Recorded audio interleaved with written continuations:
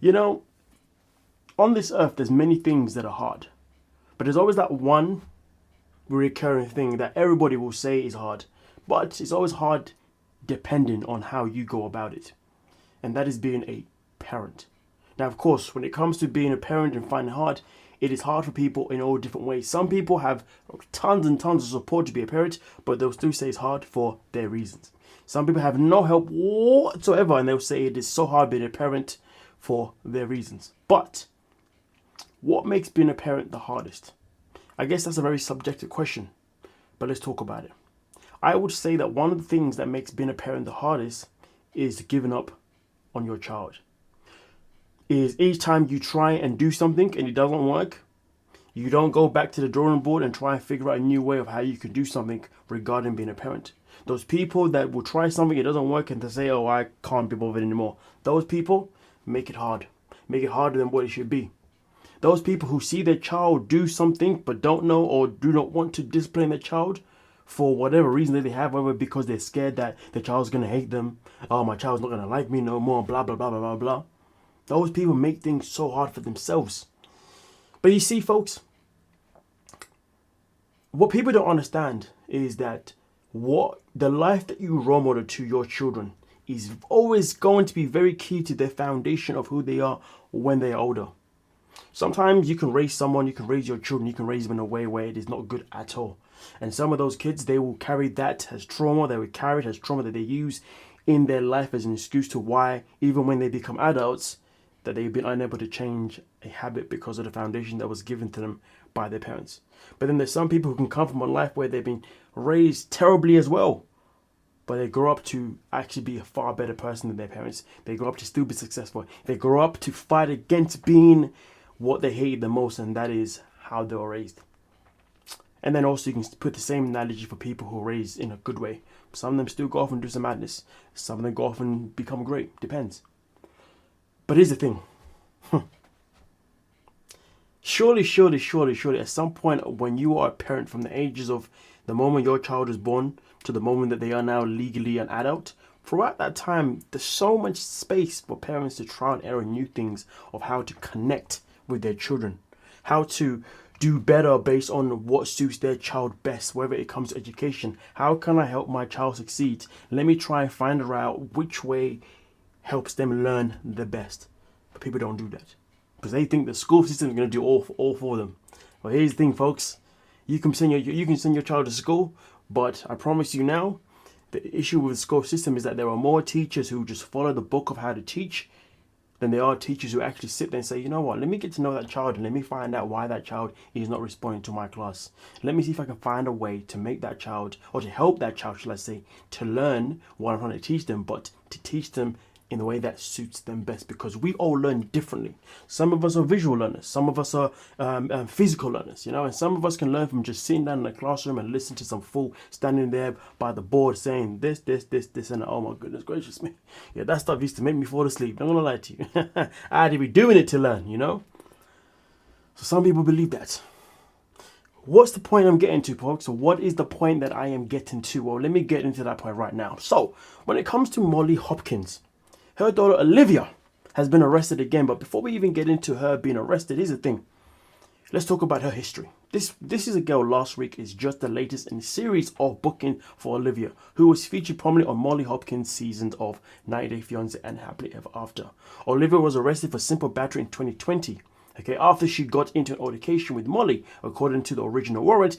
Olivia struck Molly multiple times in the head, leaving a clearly visible red mark, and kicked the victim in the leg. Olivia pleaded guilty and was sentenced to 12 months on probation in February 2023. Now, this is not the most recent one. We're going to talk about the most recent one in a second.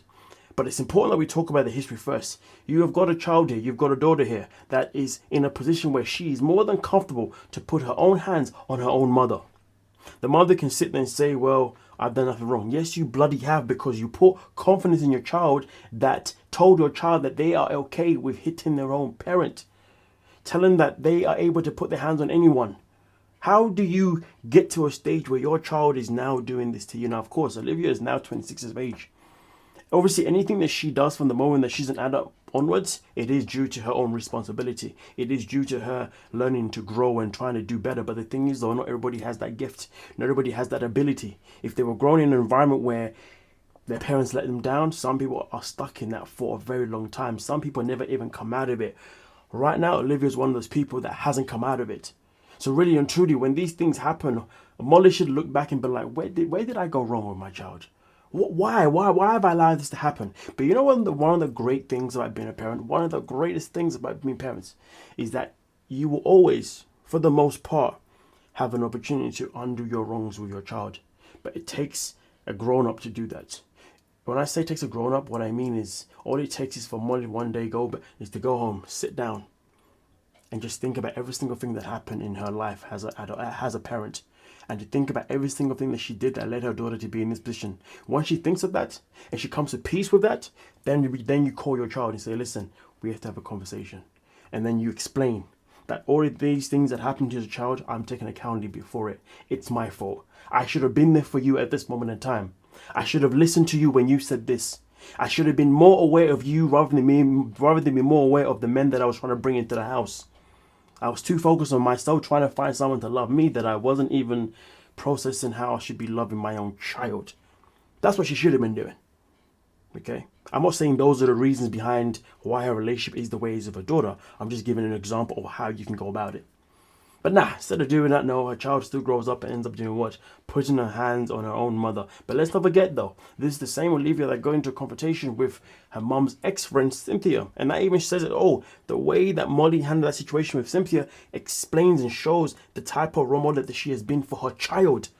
And now she's at the end of what? At the end of experiencing what she created. A child with no discipline. And a child with no structure, a child with no boundaries, a child that believes that she can just go about her life doing all this madness because, well, mummy never taught any differently. Okay?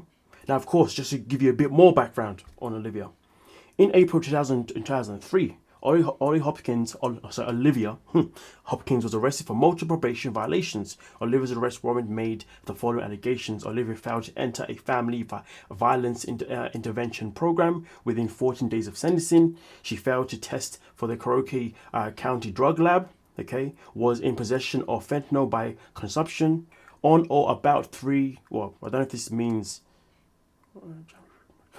means March 1st of 2023. I had to calculate my months there. I feel like I was in school again. I was like, wait, what's the third month again? But either way, you can see obviously what's going on here.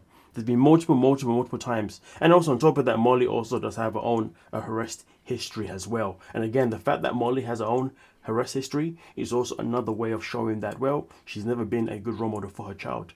But let's get into what's happened recently. So, as you can see, Sarcasm were able to come across some new details.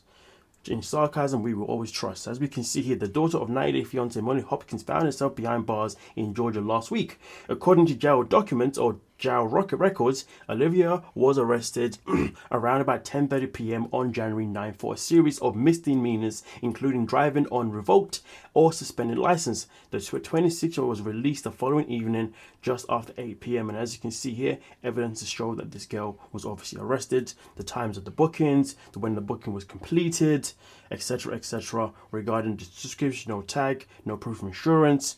Honestly, everything's nothing but a hot mess. But here's the thing. Yes, Olivia is now 26 years of age. Yes, Olivia is an adult. Yes, Olivia needs to be able to learn how to, do better. But again, some people struggle to do better until their parents finally sit them down and admit their wrongs. I don't know if that will help, but that will be the beginning of her having, if there's any hope of Olivia ever turning her life around and stopping these mistakes that she's doing or this behavior that she's doing, if there's any chance, there's only two things that can only do that right now that I can think of. One of them is if she was to become pregnant and she was able to see that, hold on a minute, I've just given birth to a beautiful child. Now I need to do better than I need to do better for my child than what my mum did for me. But that is not an option. Having a child just so you can better your life, no, people shouldn't do that. Listen, I'm not saying people have children for the sake of, that purposes, but sometimes people who are troubled, when they do happen to get pregnant, sometimes a child does change people's lives. So maybe that could be it, but Nah, let's not do that. She needs to find a stable partner first. But here's the thing though. Is Olivia ever going to be able to find a stable partner? Probably not. Why? Because her mum has never displayed a stable partner in front of her. She's never had that role model in front of her. She probably doesn't even know what a stable partner is. But for her to have any chance of being able to come across a stable partner, and any chance of her becoming a good mother if she decides to become a mother, realistically right now the only option that is applicable is Molly having a conversation with herself first, admitting to her wrongs, admitting to where she failed as a parent, even as a human being, and then sitting her daughter down and saying, I'm sorry for all these things that I did. And then after that, hopefully that does something to Olivia. Hopefully she's like, you know what, all I've ever wanted was my mum just to say sorry. All I've ever wanted, especially for my mum, to recognize where she was wrong. That's all I've ever wanted. And maybe that will click. And if that clicks, well then folks, you never know. You never know. But that's something to bear in mind. But nonetheless though, I really hope that we never see Olivia being reported ever again for being arrested. And I really hope that Molly does come across this video and doesn't take it as an attack and takes it as, you know what? Let me think on that. Let me actually do that. But I promise you now, let's say for the sake of saying it, let's say Molly does come across this video one day and then she sits and says, but I've tried that. I promise you now, you haven't. Because whatever you tried in the past wasn't it. Because some people have this mentality where they'll be like, you know what, I'm just going to say sorry for this, this and that, and then that's about it. Nah, it's more than that. It's more than that. Got to dig deep. Deeper than before. And also, most importantly, when you say it to your child, it's got to be convincing that you mean it. Sometimes people say sorry, but it's not convincing because they don't mean it. They're just saying it just to shut you up. Let that one sink in too. But nonetheless, folks, please do let me know your thoughts down below in the comment section and we can talk about it. Don't forget to like, subscribe, and of course, peace.